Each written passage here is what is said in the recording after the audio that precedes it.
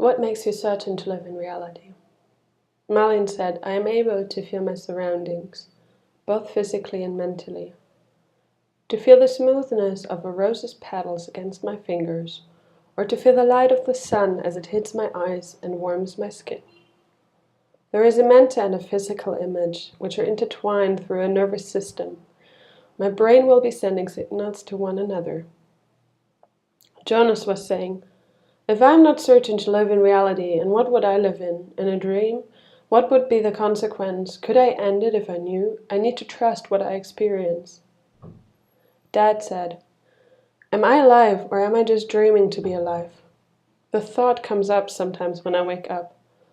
Ultimately, every perception of mine becomes reality when my brain creates a reaction, but also virtually events can trigger the same reaction, like movies. Retta said, I guess I'm sure that I'm living in a reality as I remember what has happened in the past, and everybody around me seems to live in a reality too.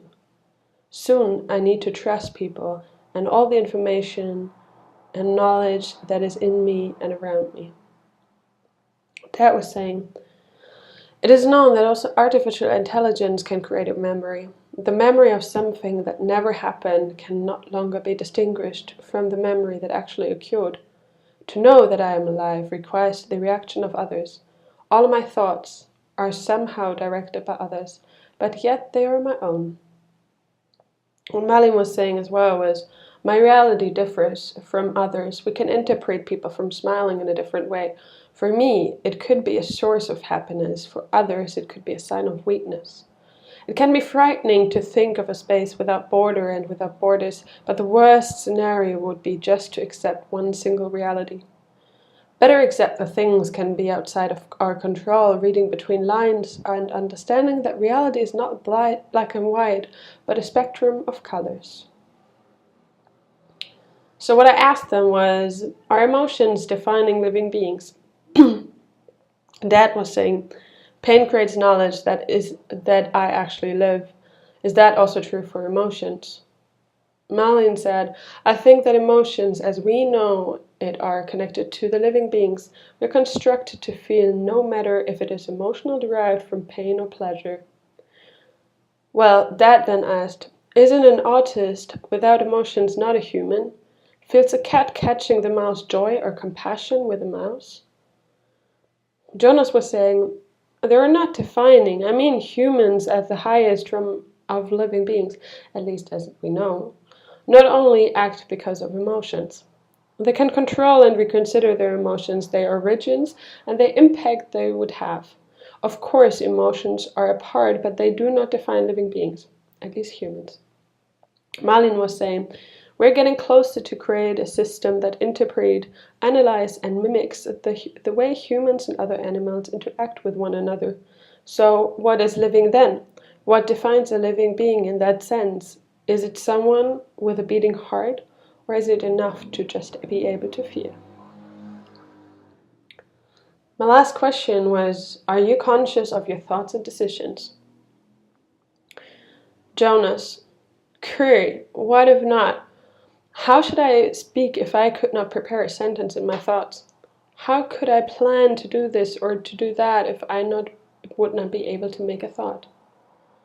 Retta said, I am quite conscious of my thoughts and decisions as I'm a thinking human being.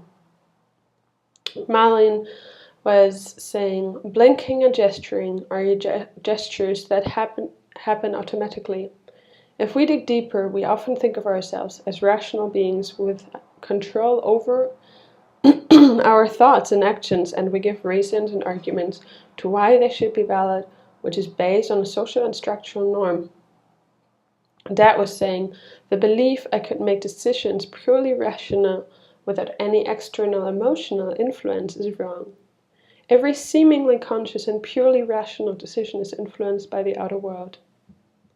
Malin said, emotions and actions are connected, like the emotions of sadness and fear could be translated into anger and violence towards others if you choose to not see and challenge your emotional self, and it could affect not only you, but the very core of society.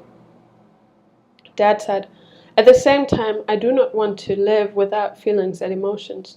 They determine the existence. A human is a human because he is a human. I always assume that he is also capable of feeling, even if I do not always know that. Retta. Well, I think plants are also living, but they do not have emotions in my opinion. But humans and animals have emotions. And I guess that that and other things are differentiating us from plants. Malin, your emotions become a concrete reality. If one does not reflect on it, the one are not conscious. I think it takes a lot of human strength to be able to reflect on your thoughts and emotions.